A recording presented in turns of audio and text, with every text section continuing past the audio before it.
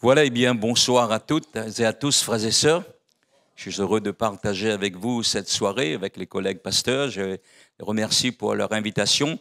Donc, c'est toujours une joie de partager la communion fraternelle, parce que c'est là que Dieu envoie la bénédiction et la vie pour l'éternité. Alléluia.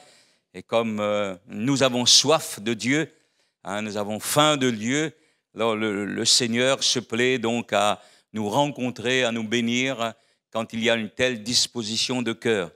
Le roi David disait, « Ô Dieu, tu es mon Dieu, mon âme a soif de toi. » Alléluia. Mon âme a soif de Dieu, du Dieu vivant. Et quand nous avons soif de lui, alors le Seigneur est au rendez-vous. Alléluia. Donc, je voudrais lire avec vous, donc, pour notre méditation dans l'évangile de Jean, dans le chapitre 16, à partir du verset 5. Donc, le thème que je partage avec vous, c'est l'œuvre de l'Esprit Saint dans le cœur, dans la vie du croyant. Donc, nous avons besoin de laisser le Saint-Esprit agir en nous quand nous l'avons reçu.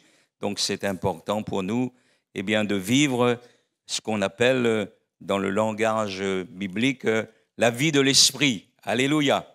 Donc, l'évangile de Jean, chapitre 16, et nous allons lire à partir du verset 5 jusqu'au verset 15. Maintenant, je m'en vais vers celui qui m'a envoyé, et aucun de vous ne me demande « Où vas-tu » Et parce que je vous ai dit ces choses, la tristesse a rempli votre cœur. Cependant, je vous dis la vérité, il vous est avantageux que je m'en aille, car si je ne m'en vais pas, le Consolateur ne viendra pas vers vous. Mais si je m'en vais, je vous l'enverrai. Et quand il sera venu, il convaincra le monde en ce qui concerne le péché, la justice et le jugement. En ce qui concerne le péché, parce qu'il ne croit pas en moi. La justice, parce que je vais au Père et que vous ne me verrez plus. Le jugement, parce que le prince de ce monde est jugé. J'ai encore beaucoup de choses à vous dire, mais vous ne pouvez pas les porter maintenant. Et quand le Consolateur sera venu, l'Esprit de vérité, il vous conduira dans toute la vérité. Car il ne parlera pas de lui-même, mais il dira tout ce qu'il aura entendu et vous annoncera les choses à venir. Il me glorifiera parce qu'il prendra ce qui est à moi et vous l'annoncera. Tout ce que le Père a est à moi. C'est pourquoi j'ai dit qu'il prend de ce qui est à moi et qu'il vous l'annoncera. Amen. Alléluia. Dans ce texte, nous venons de lire, le Seigneur Jésus, arrivé presque à la fin de son ministère terrestre, et il parlait à ses disciples à cœur ouvert. Donc, il leur parlait de son départ, qu'il allait repartir vers son Père, et il dit, je m'en vais vers celui qui m'a envoyé. Et quand Jésus leur disait cela, la tristesse avait rempli leur cœur, ils ne comprenaient pas la portée des paroles du Seigneur. Et Jésus leur dit, cependant, je vous dis la vérité, il vous est avantageux que je m'en aille, car si je ne m'en vais pas, le Consolateur ne viendra pas vers vous, mais si je m'en vais, je vous l'enverrai. Alléluia. Après sa mort et après sa résurrection, juste avant son ascension, rappelez-vous, dans le livre des Actes des Apôtres, au chapitre 1er, à partir du verset 4, Jésus va voir ses disciples. Il est apparu vivant au moins pendant 40 jours. Il leur a parlé des choses qui concernent le royaume de Dieu. Et avant de les quitter, il leur recommanda de ne pas s'éloigner de Jérusalem, mais d'attendre ce que le Père avait promis. Jean-Baptiste a baptisé d'eau, mais vous, dans peu de jours, vous serez donc baptisés du Saint-Esprit. Et les disciples vont lui dire, est-ce en ce temps que tu vas rétablir le royaume d'Israël? Et Jésus leur dit, ce n'est pas à vous de connaître les temps ou les moments que le Père a fixés de sa propre autorité, mais vous recevrez une puissance, le Saint-Esprit survenant sur vous, et vous serez mes témoins à Jérusalem, dans toute la Judée, dans la Samarie, et jusqu'aux extrémités de la terre. Ce jour-là, ils ont vu Jésus remonter au ciel.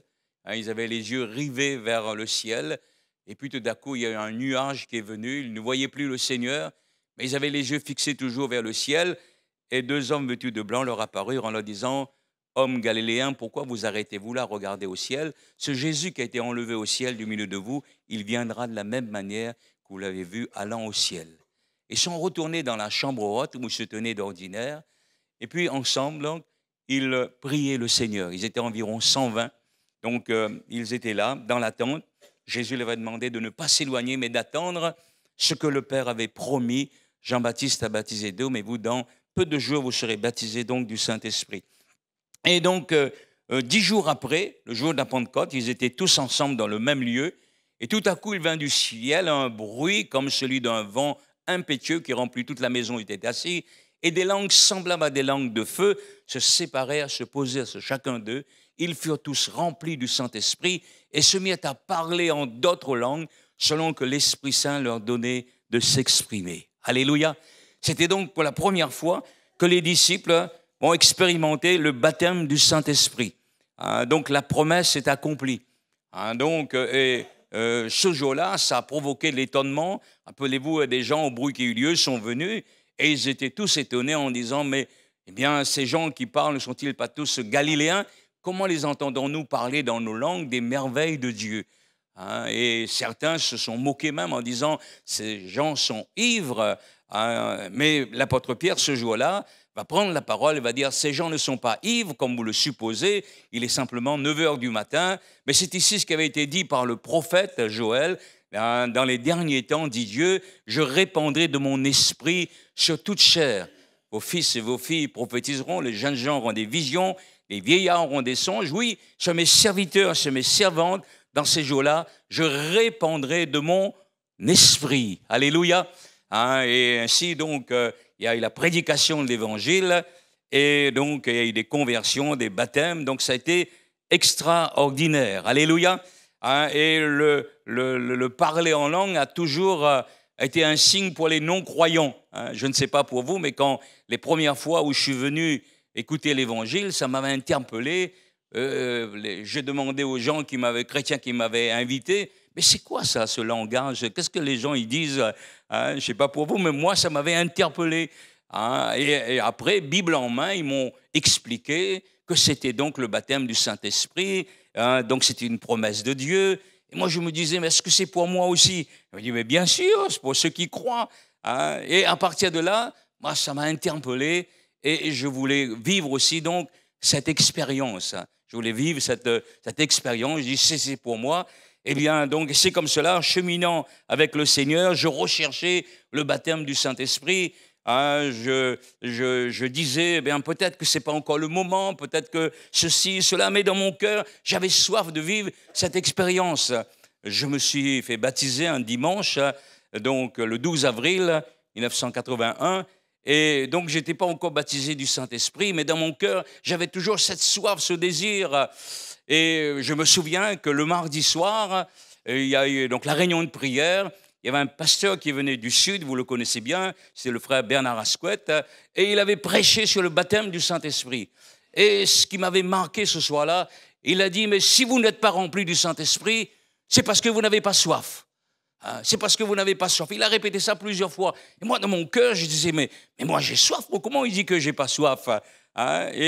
Et puis, donc, il nous a lancé un défi à la fin de la prédication. Il a dit, si vous voulez recevoir le Saint-Esprit, si vous croyez, la promesse est pour vous, venez et vous serez baptisés du Saint-Esprit. J'étais parmi les premiers à venir sur le devant.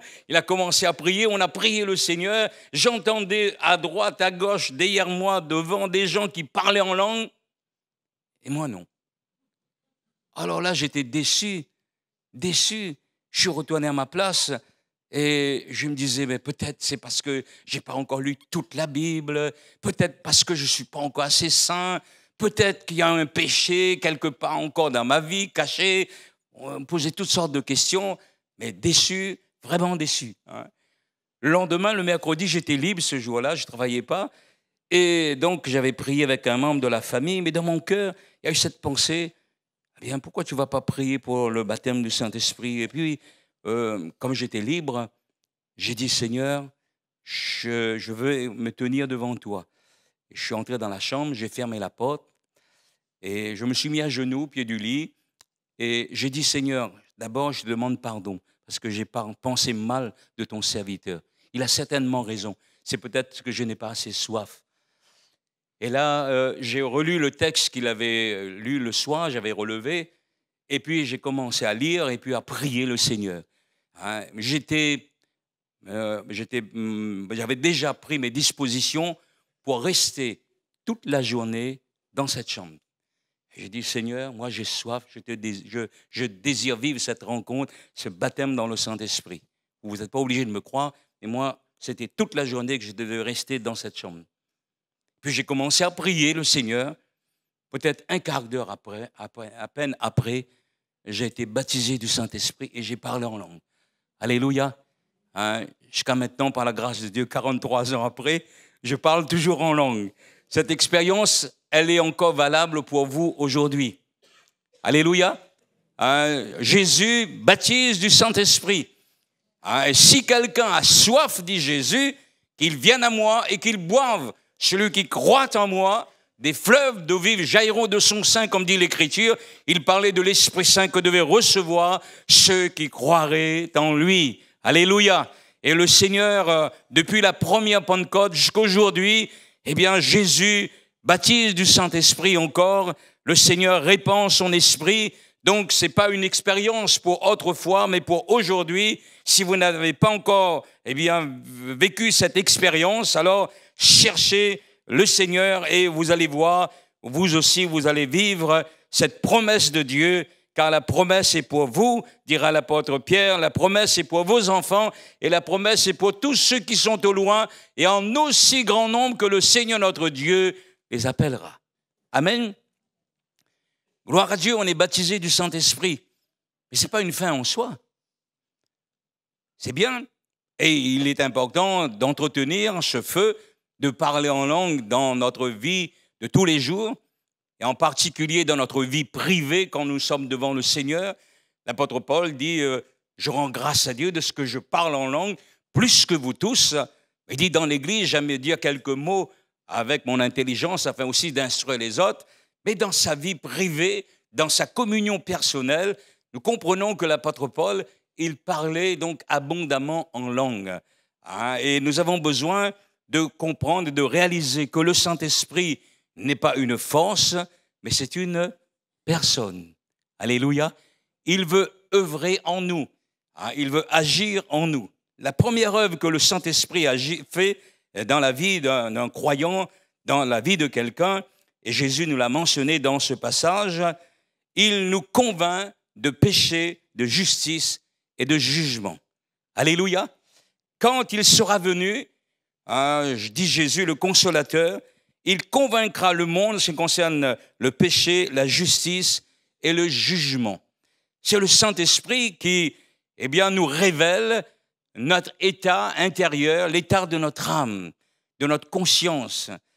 Je me souviens que avant de connaître l'Évangile, comme la plupart des gens, j'ai été au catéchisme, j'avais appris que j'étais un pécheur, et même on m'avait appris qu'il y avait des péchés originels, péchés véniels, péchés mortels.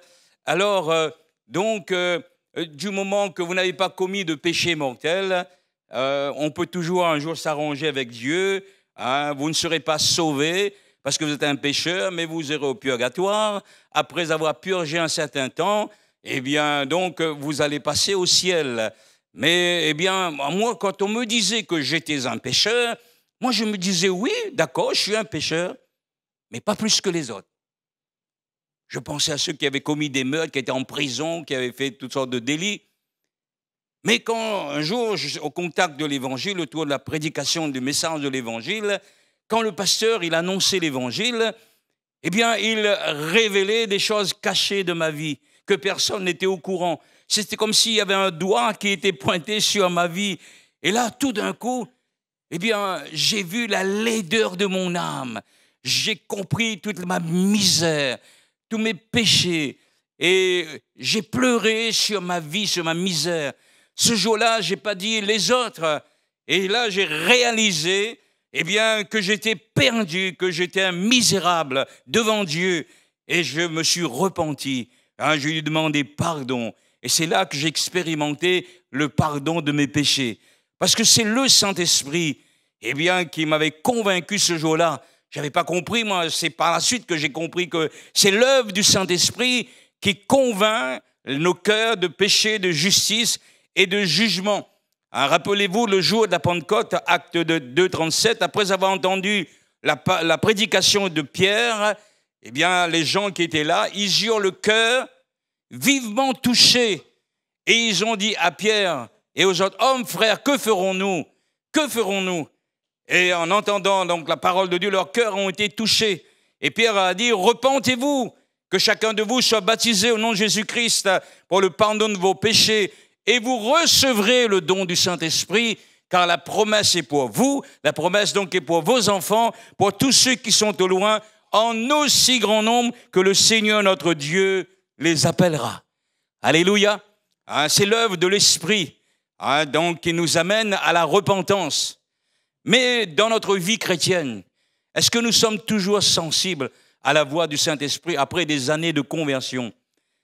Parce qu'en tant que croyants, en tant que chrétiens, nous pouvons malheureusement pécher, nous pouvons désobéir à la parole, nous pouvons, eh bien, malheureusement tomber. Que celui qui croit être debout prenne garde de tomber. Mais lorsque Dieu nous parle, lorsque Dieu se révèle à notre vie, est-ce que notre cœur est toujours sensible? Est-ce que nous sommes prêts à reconnaître nos péchés? Est-ce que nous sommes prêts à nous repentir devant Dieu?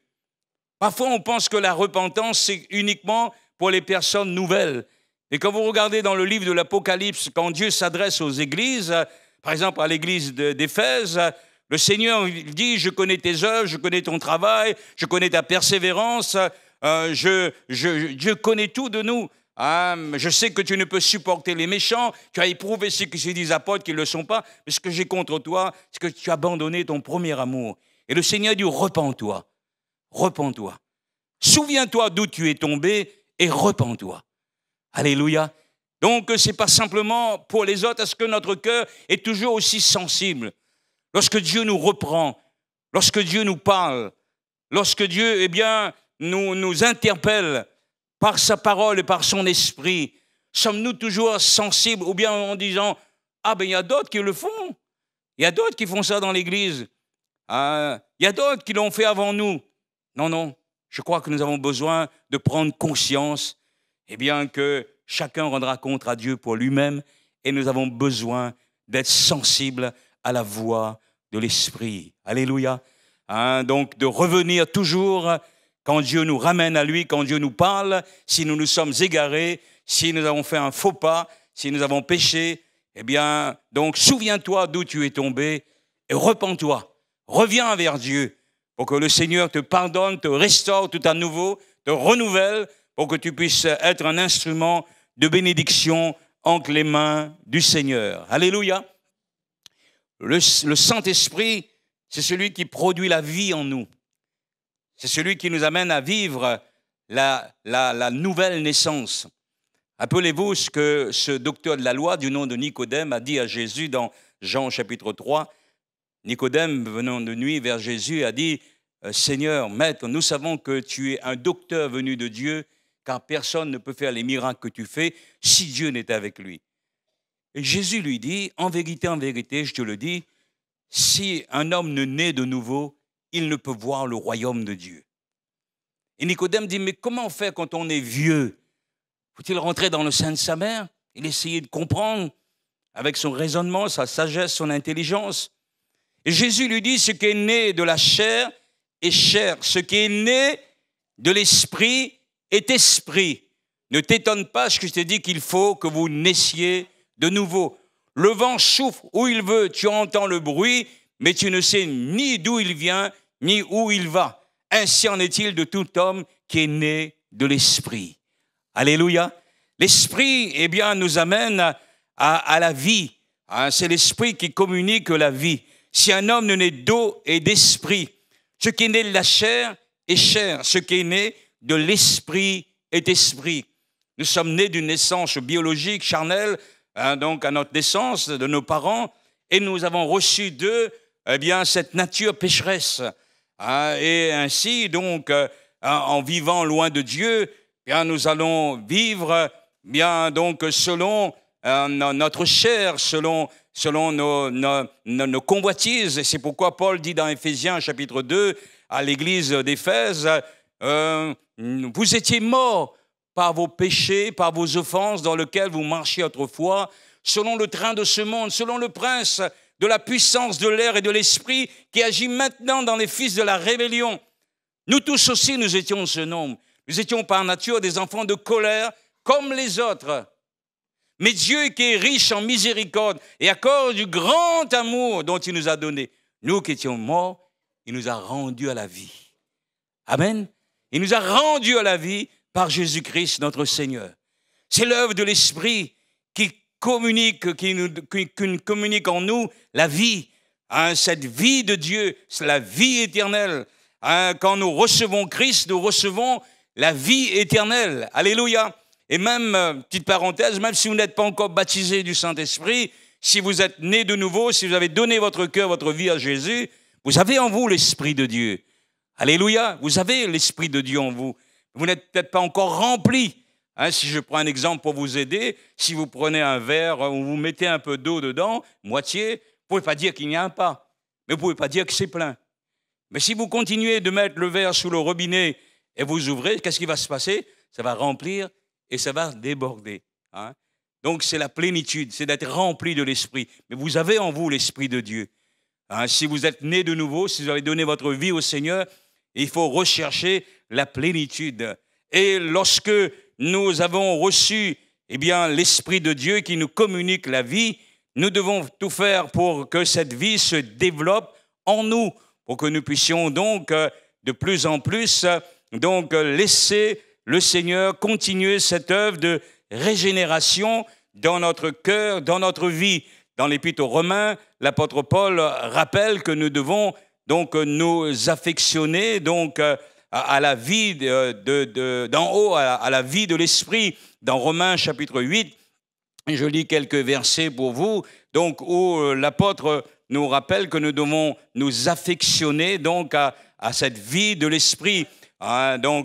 Et il dira que dans le chapitre 8, il y a donc maintenant aucune condamnation pour tous ceux qui sont en Jésus-Christ, qui marchent non selon la chair, mais selon l'Esprit.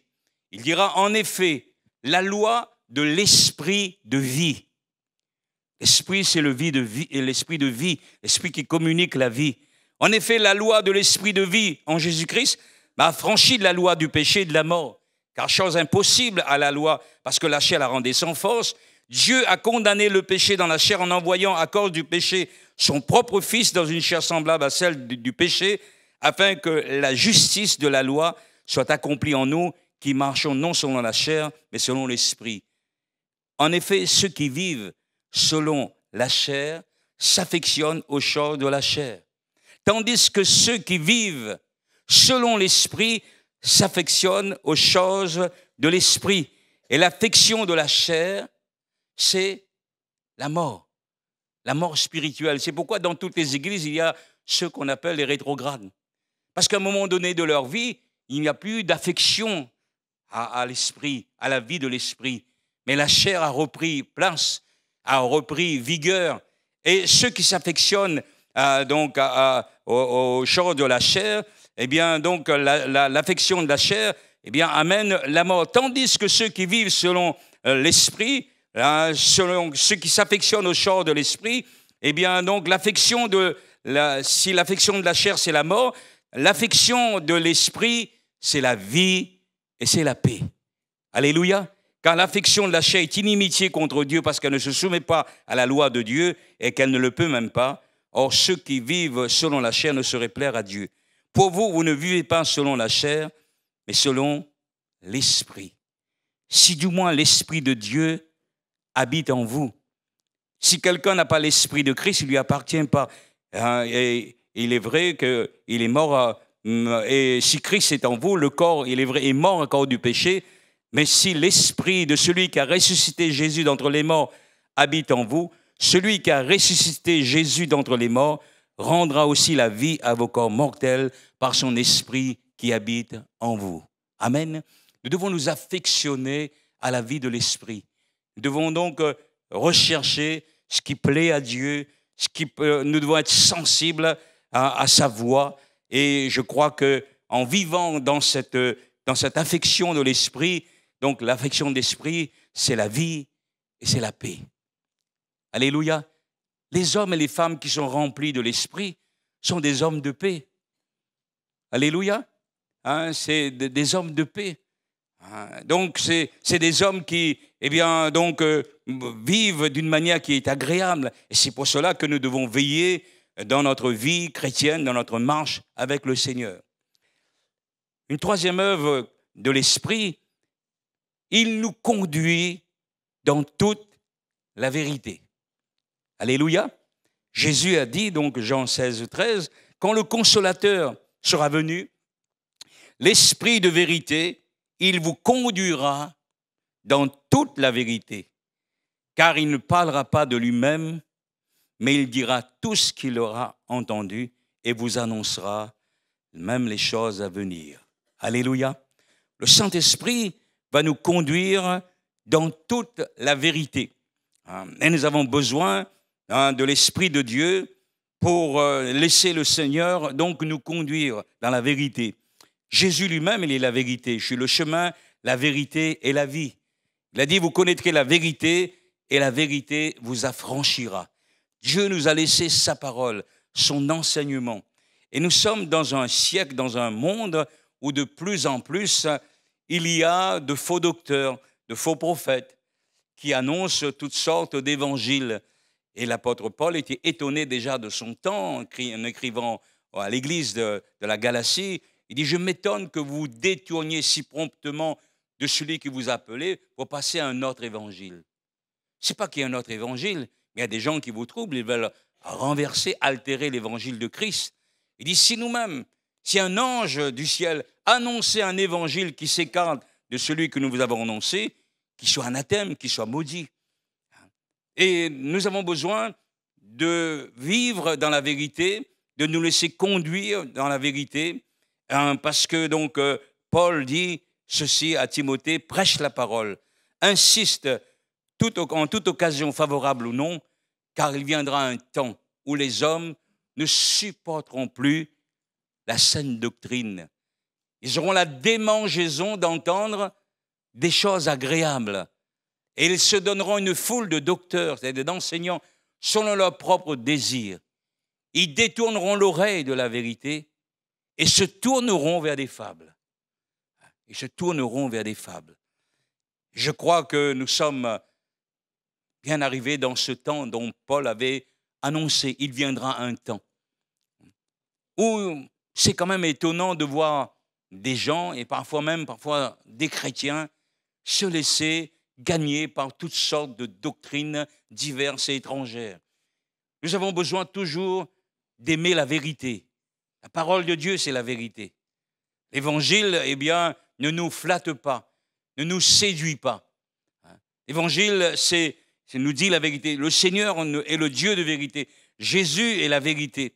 Il a dit, vous connaîtrez la vérité et la vérité vous affranchira, vous rendra libre. Et nous avons besoin de faire très attention dans ce siècle dans lequel nous vivons, eh bien, où l'Esprit de Dieu veut toujours nous conduire, eh bien, dans la vérité.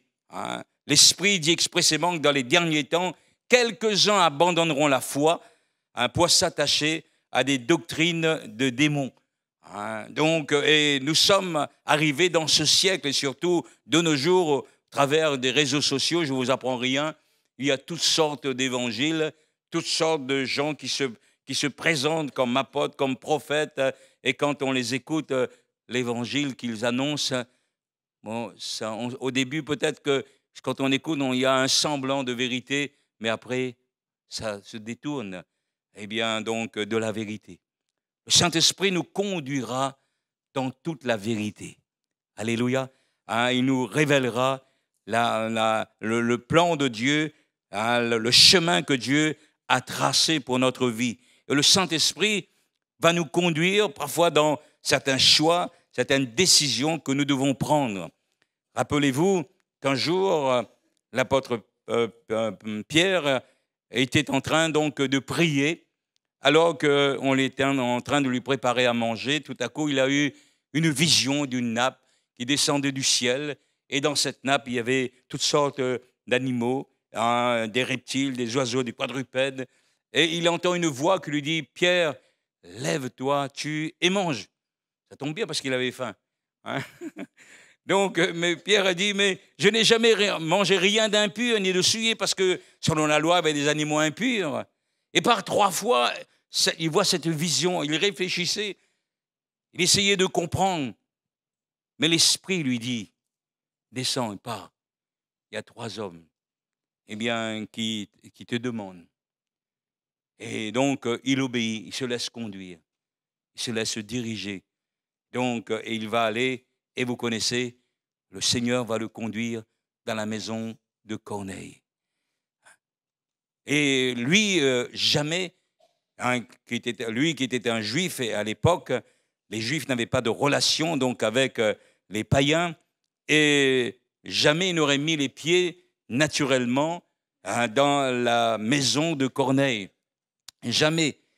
Mais il va dire quelque chose. Vous savez dit-il, qu'il est défendu à un juif de se lier avec un étranger ou d'entrer chez lui. Mais Dieu m'a appris à ne regarder aucun homme comme souillé et impur.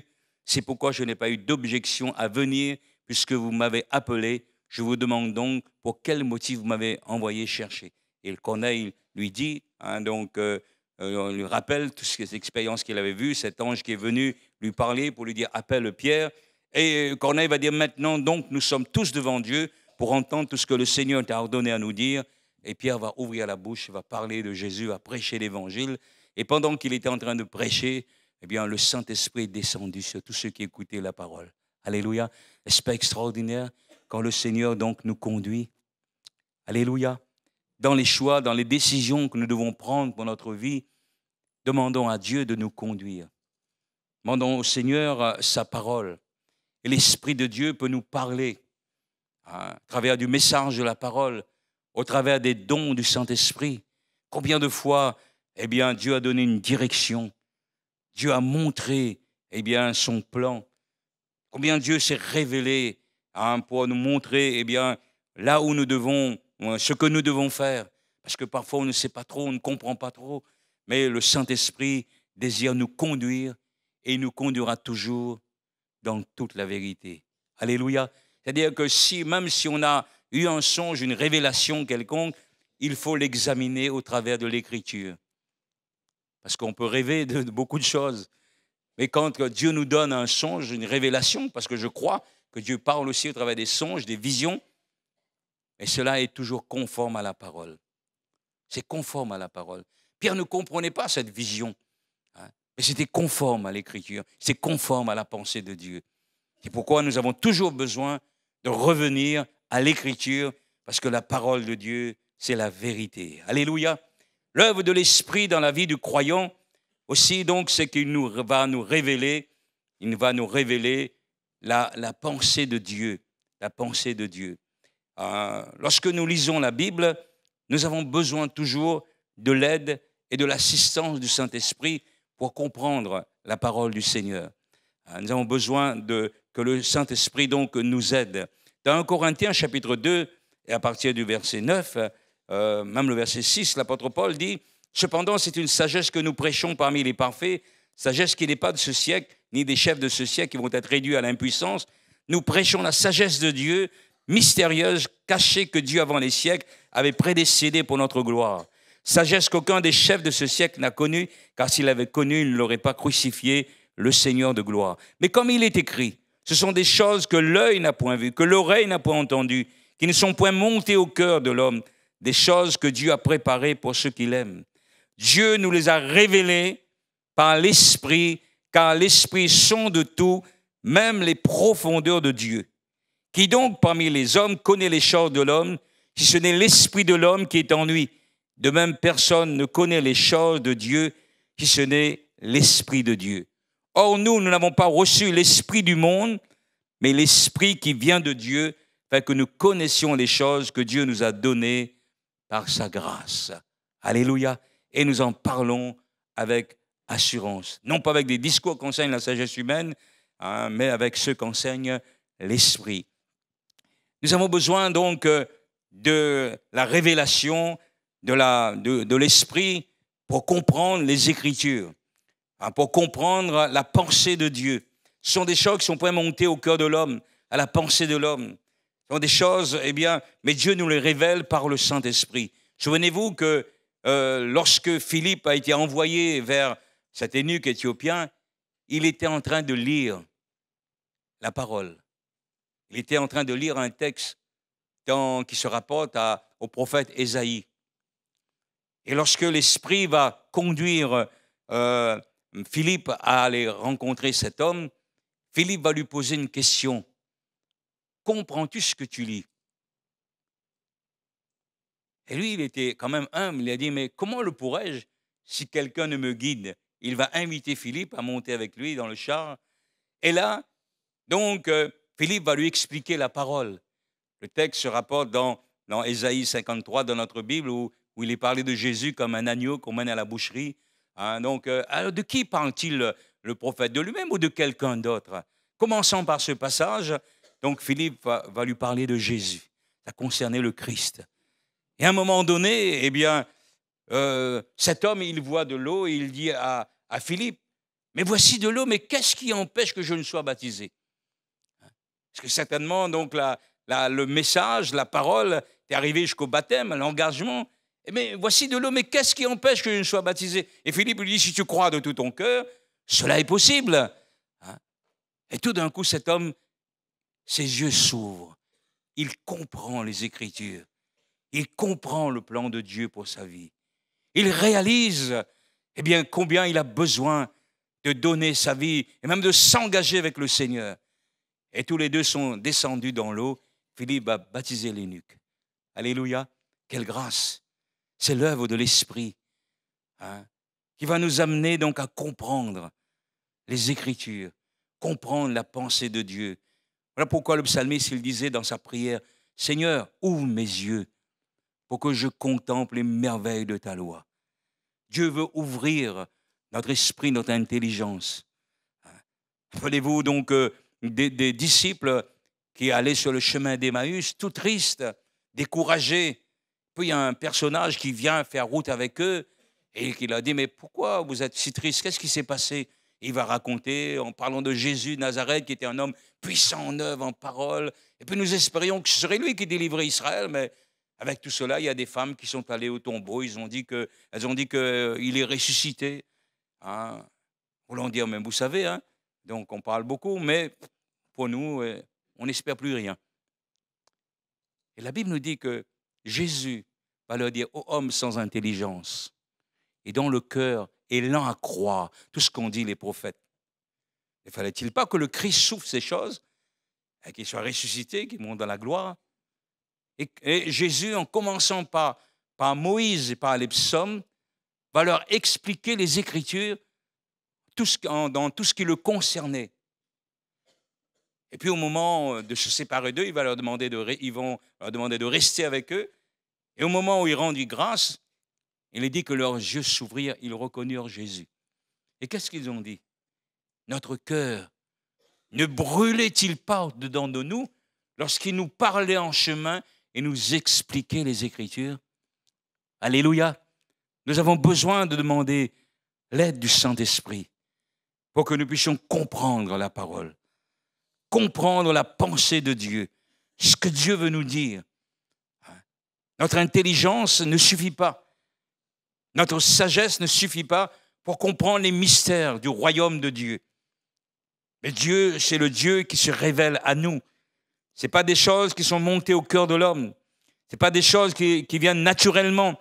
Comme il est écrit, ce sont des choses que l'œil n'a point vues, que l'oreille n'a point entendues, qui sont point montées au cœur de l'homme, des choses que Dieu a préparées pour ceux qui l'aiment. Et Dieu nous les a révélées par l'Esprit. Alléluia, par l'Esprit. Et c'est pourquoi, lorsque nous lisons notre Bible, nous devons demander à Dieu de nous éclairer, de se révéler à nos cœurs.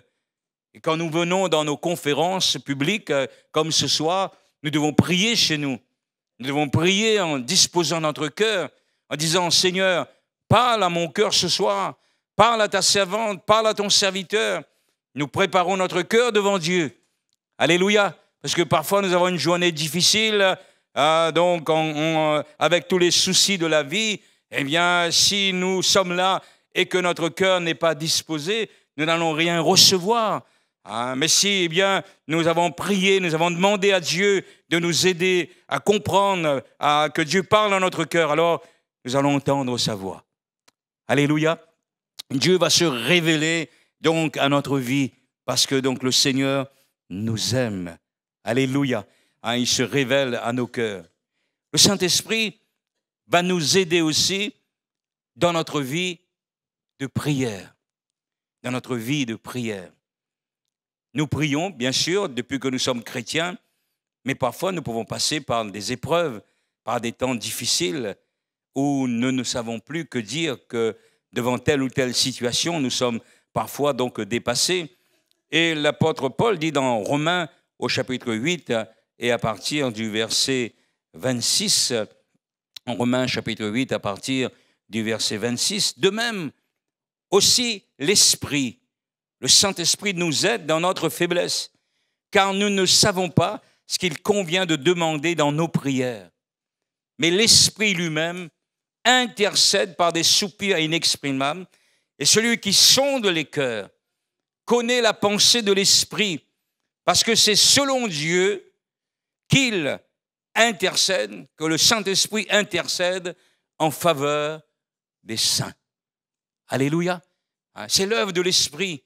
Il va nous aider dans notre faiblesse. Donc, parfois, on peut connaître des moments très difficiles, et quand nous nous mettons à prier, nous ne savons pas qu'est-ce qu'il faut demander. Nous sommes tellement encombrés dans notre esprit, dans nos pensées, et donc, mais vous avez certainement fait l'expérience, quand on commence à prier par le Saint-Esprit, quand on commence à parler en langue, eh bien, donc, à un moment donné, on se sent plus léger. Et quand nous commençons à prier avec notre intelligence, on se rend compte que ça coule de source.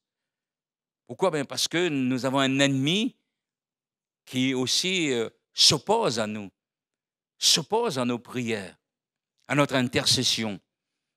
Donc, la prière fervente du juste a une grande efficacité. Il sait quand des hommes et des femmes de Dieu, remplis de son esprit, vont se tenir devant Dieu à la brèche.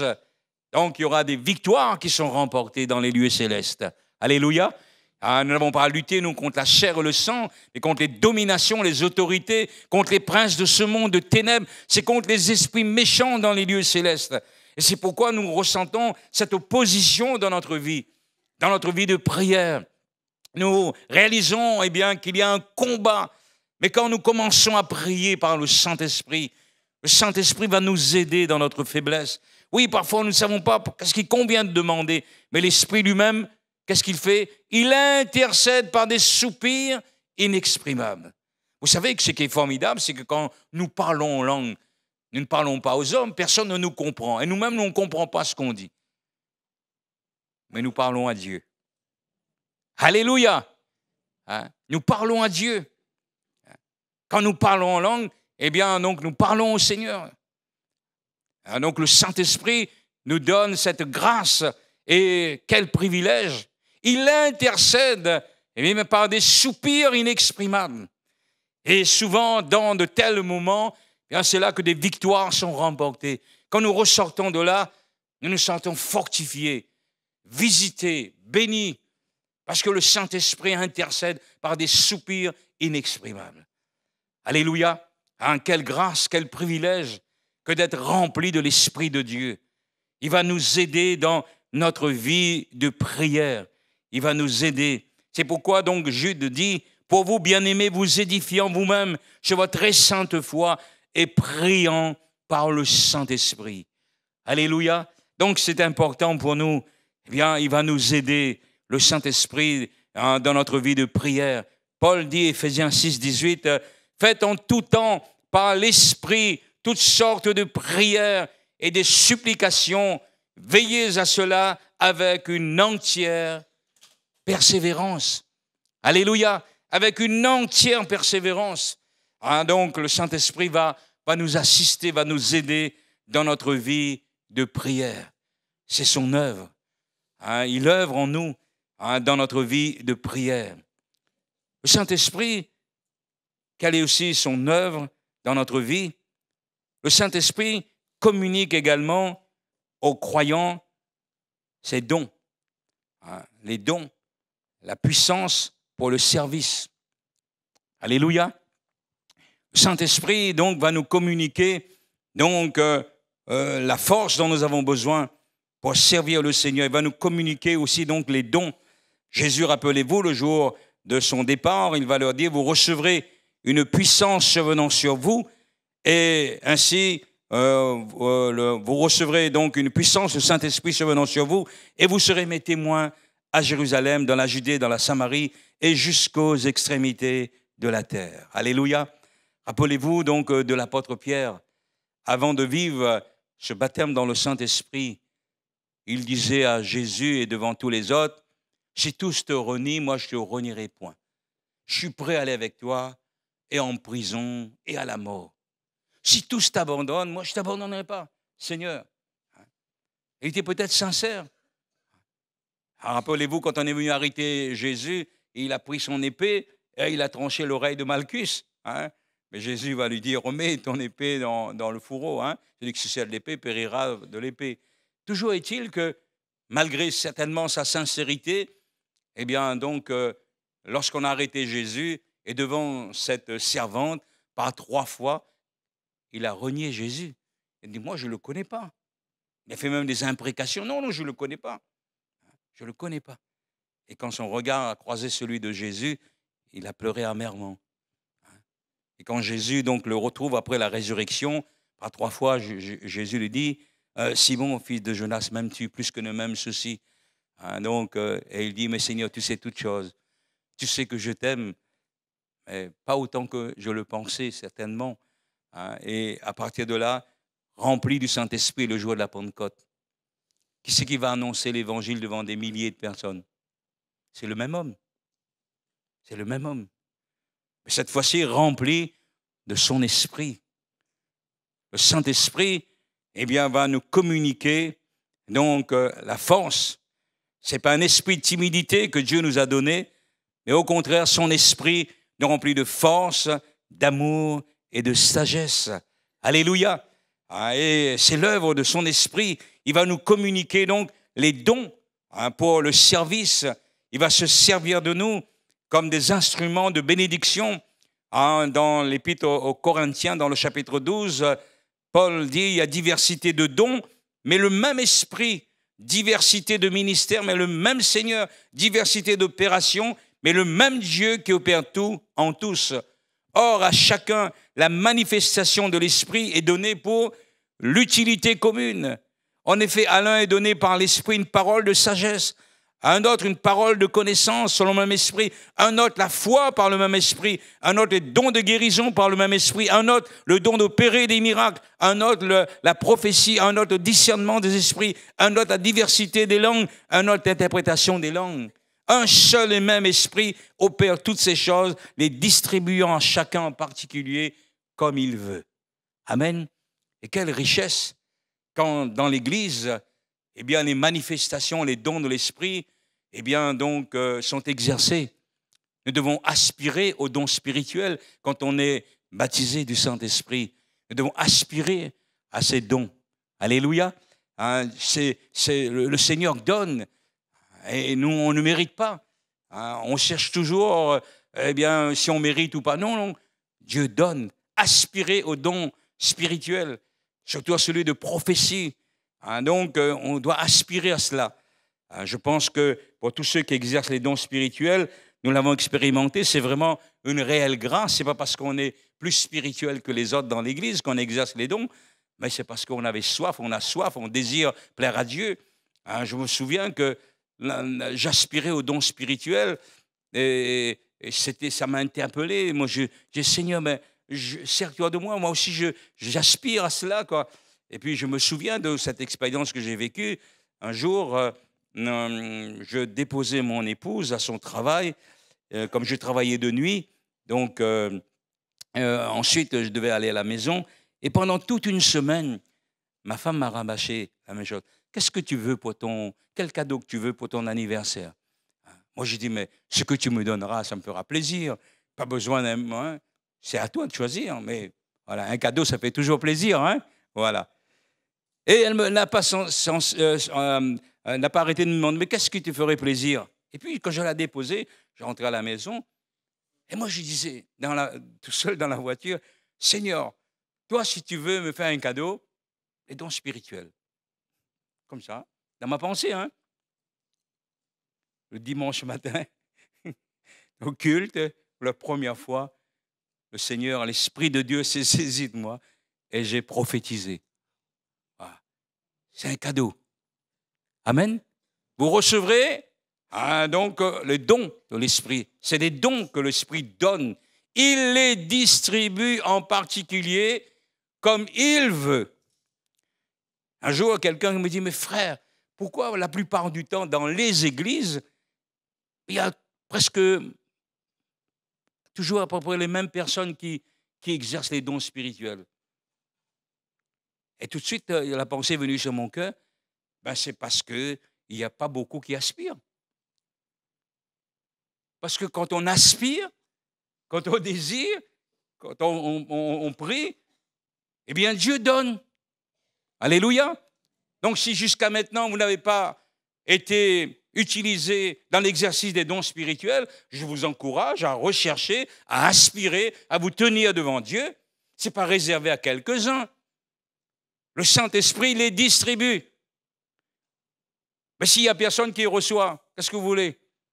S'il n'y a personne qui veut, le Saint-Esprit, il distribue les dons.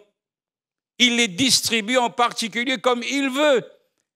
Mais s'il n'y a pas, de cœur qui soupire, qui aspire, qui désire, ben, le Seigneur va se servir de ceux qui ont soif, ceux qui aspirent, ceux qui désirent, ceux dont le cœur désire abondamment. Comprenez cela? Donc, ne pensez pas que ce n'est pas pour vous.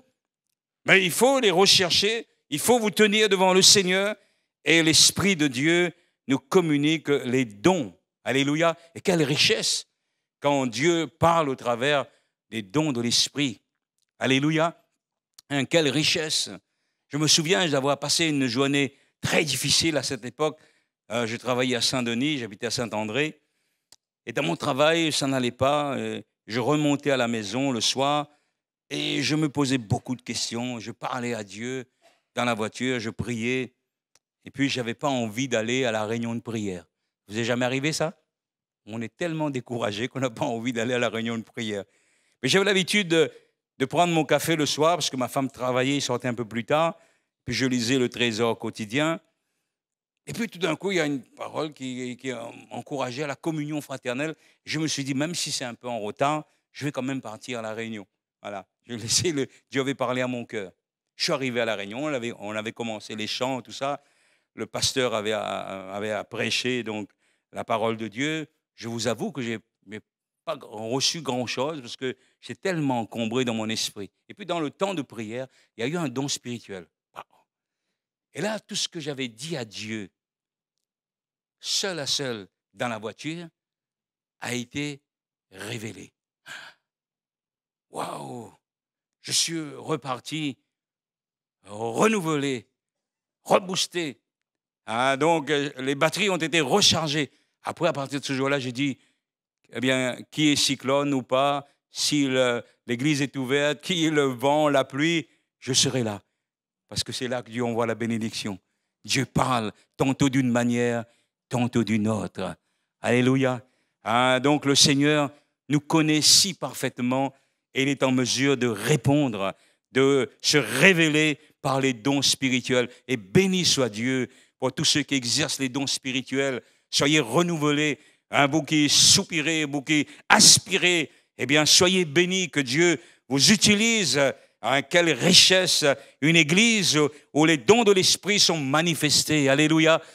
C'est vraiment une richesse et une grâce que Dieu nous accorde. Et puis, je termine, le Saint-Esprit va former en nous le caractère de Christ. Amen. Paul dit dans l'Épître aux Philippiens, « Ayez en vous les sentiments qui étaient en Christ ». Le but de Dieu, c'est de nous rendre semblables au pasteur. C'est ça? Non, non. Le but de Dieu, ceux qu'il a appelés, il les a aussi prédestinés à être semblable à l'image de son Fils. Amen. Il les a prédestinés à être semblables à l'image de son Fils. Et depuis notre conversion, bien, l'Esprit de Dieu continue d'œuvrer en nous pour nous transformer, pour nous amener à l'image de Christ. Rappelez-vous quand Dieu a créé la race humaine, qu'est-ce que Dieu a dit? Faisons l'homme à notre image et à notre ressemblance. Alléluia. Bien sûr, Dieu est esprit, il ne s'agit pas là de physiquement. Quand Dieu parle, il parlait de moralement, spirituellement. L'homme a été créé à l'image de Dieu, la ressemblance de Dieu. Et nous savons malheureusement, à cause du péché, cette image de Dieu a été détruite, déformée. Mais depuis notre conversion, par le Saint-Esprit, donc le Saint-Esprit est en train de nous façonner, de nous modeler pour que nous devenions semblables à Christ. Alléluia. C'est l'œuvre du Saint-Esprit en nous. Lorsque l'apôtre Paul parle dans la deuxième épître aux Corinthiens, dans le chapitre 8, il parlait de l'histoire de Moïse. Lorsque Moïse entrait dans la tente d'assignation, donc son visage rayonnait. Et il dit, tout cela était qu'une gloire passagère. Et il dit, lorsque nous agissons ainsi, que personne ne nous blâme au sujet de cette abondante... c'est dans 2 Corinthiens chapitre 3. Donc, il parlait de ce ministère de Moïse. Et lorsqu'il sortait de la tente d'assignation, son visage rayonnait, mais c'était donc une gloire passagère. Et il dit, si le ministère de la condamnation a été glorieux, le ministère de la justice est beaucoup plus supérieur en gloire. Et sous ce rapport, ce qui a été glorieux ne l'a point été à cause de cette gloire qui est supérieure. En effet, si ce qui a été passager a été glorieux et permanent, ce qui est permanent est aussi bien plus glorieux. Ayant donc cette espérance, nous usons d'une grande liberté et nous ne faisons pas comme Moïse qui mettait un voile sur son visage pour que les fils d'Israël ne fixent pas les regards sur la fin de tout ce qui était passager. Ils sont devenus durs d'entendement jusqu'à ce jour. Le même voile demeure quand ils font la lecture de l'Ancien Testament. Il ne se lève pas parce que c'est en Christ qu'il disparaît. Jusqu'à ce jour, quand on lit Moïse, un voile est jeté sur leur cœur. Mais lorsque les cœurs se convertissent au Seigneur, le voile est ôté. Or, le Seigneur, c'est l'Esprit. Et là où est l'Esprit du Seigneur, là est la liberté. Et nous tous, donc, le visage découvert, reflète la gloire du Seigneur. Nous sommes transformés en la même image, de gloire en gloire, par l'Esprit du Seigneur. Amen. Parce que bien étant convertis, sauvés, baptisés d'eau, baptisés du Saint-Esprit, exerçons les dons spirituels, le but de Dieu, c'est de nous amener à être semblables à Christ. Parce que nous avons encore notre caractère, nous avons encore notre volonté, nous avons encore des désirs qui parfois ne sont pas toujours à la gloire de Dieu. Mais lorsque nous vivons cette intimité et cette communion avec le Saint-Esprit, donc le Saint-Esprit va nous transformer. Nous sommes transformés en la même image de gloire en gloire par l'Esprit du Seigneur. Par l'Esprit du Seigneur. J'ai déjà entendu des chrétiens, pas ici, mais dans d'autres églises, parfois ils disent, ça c'est mon caractère, ça frère. Ça c'est mon caractère. Moi je ne changerai pas. C'est dommage, parce que Dieu veut changer notre caractère. Dieu veut nous libérer de tout ce qui ne le glorifie pas. Laissons l'Esprit de Dieu agir, confessons notre faiblesse. Réalisons que nous avons besoin de faire des progrès. Même après des années de conversion, nous ne sommes pas encore arrivés à la perfection, mais nous soupirons, nous désirons de plus en plus ressembler à Christ. Alléluia. C'est le but de Dieu sur ta vie, mon frère, ma sœur. Il nous a prédestinés à être semblables à l'image de son Fils. Et le Saint-Esprit est en train d'agir jour après jour dans notre cœur, dans notre caractère, dans nos sentiments, dans notre vision des choses de Dieu. C'est le Saint-Esprit qui est à l'œuvre en nous. Et laissons-le, ne l'attristons pas. Parce qu'on peut attrister le Saint-Esprit par notre comportement, par nos paroles, Ah, donc on peut attrister le Saint-Esprit, on peut l'outrager, hein, c'est dommage. Mais nous avons besoin de nous humilier toujours devant le Seigneur et laisser l'Esprit de Dieu conduire notre vie et continuer cette œuvre de transformation, de régénération dans notre vie jour après jour. Alléluia. C'est l'œuvre que le Saint-Esprit accomplit dans notre vie. C'est pourquoi l'apôtre Paul, écrivant aux Galates, il dira « Marchez selon l'Esprit. Vous n'accomplirez pas les désirs de la chair, car la chair a des désirs contraires à ceux de l'Esprit. Et l'Esprit en a de contraires à ceux de la chair. Ils sont opposés entre eux. Enfin, vous ne fassiez point ce que vous voudriez. Si vous êtes conduit par l'Esprit, vous n'êtes point sous la loi. » Amen. Les œuvres de la chair sont évidentes. C'est la débauche, l'impureté, le dérèglement, l'idolâtrie, la magie, les rivalités, les querelles, les jalousies, les animosités, les disputes. Ça ne doit plus trouver place dans notre vie. On ne doit pas se nourrir et cultiver ces choses dans notre vie. Nous devons les confesser, les abandonner, en disant « Seigneur, change-moi, transforme-moi. Tu vois, Seigneur, je n'arrive pas à... aide-moi à me maîtriser. Seigneur, je désire eh bien, que tu sois glorifié. » Le Seigneur, donc, par son Esprit, est à l'œuvre dans notre cœur et dans notre vie. Et le fruit de l'Esprit, c'est l'amour, c'est la joie, c'est la paix, la patience, la bonté, la bienveillance, la foi, la douceur, la maîtrise de soi. Alléluia. C'est l'œuvre de l'Esprit dans notre cœur et dans notre vie. Amen. Paul disait à l'Église, ne vous enivrez pas. C'est la débauche. Soyez au contraire remplis de l'Esprit. Littéralement, soyez en train continuellement être plein de l'Esprit. Alléluia. Et plus que notre vie est remplie et renouvelée de son onction, plus que nous serons des instruments de bénédiction entre les mains du Seigneur pour notre famille, pour notre Église, dans notre travail, partout où nous serons, eh bien, les autres verront la différence. Alléluia. Ils verront la différence. Car il y a une différence entre celui qui sert Dieu et celui qui ne le sert pas. Il y a une différence. Donc, il va se faire. Vous êtes la lumière du monde, a dit Jésus. On n'allume pas une lampe pour la mettre sur le boisseau, mais on met la lampe sur le chandelier et elle éclaire tous ceux qui entrent dans la maison. Que votre lumière luise ainsi devant les hommes, afin qu'ils remarquent vos bonnes œuvres et qu'ils glorifient votre Père qui est dans les cieux. Amen. C'est ce que l'Esprit de Dieu veut continuer de faire et d'accomplir dans notre cœur et dans notre vie. Amen. Nous allons nous recueillir et prier ensemble le Seigneur. Alléluia. Seigneur, nous te donnons gloire.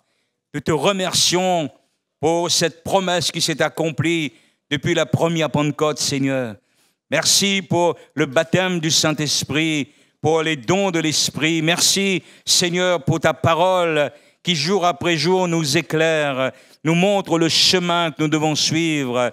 Seigneur, nous savons que nos pensées à nous ne sont pas tes pensées, que nos voix à nous ne sont pas tes voix. C'est pourquoi, Seigneur, jour après jour, nous voulons encore nous tenir devant toi, Seigneur, afin que tu nous sondes, afin que tu nous révèles ce qui doit être changé en nous, que tu nous montres toujours la voie que nous devons suivre.